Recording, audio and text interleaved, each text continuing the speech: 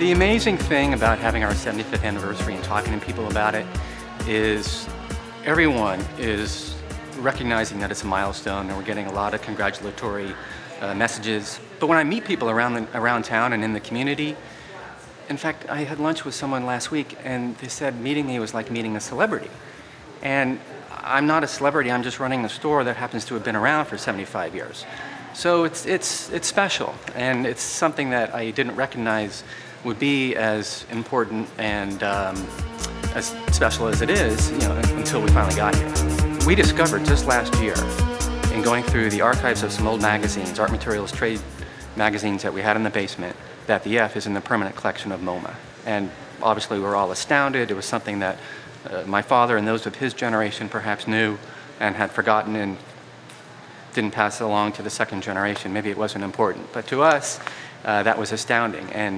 And seeing the graphical elements, the 12 perfect cubes that make up this F, and reading about some of the publications that came out in the 50s that talked about the graphic simplicity and the beauty of such a simple design, has us in this 75th year looking back again at the F and finding a way to celebrate this icon that has identified the company for so many decades.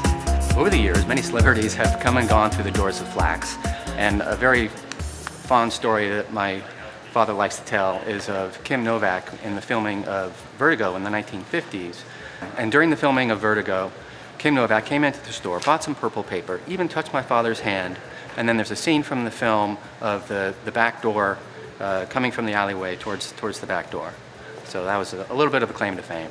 Now that we're in our 75th year, a lot of stories come out, and a lot of stories that I've heard in the past come to the forefront. Like I remember Ansel Adams was a big customer of ours when we had our store on Sutter Street.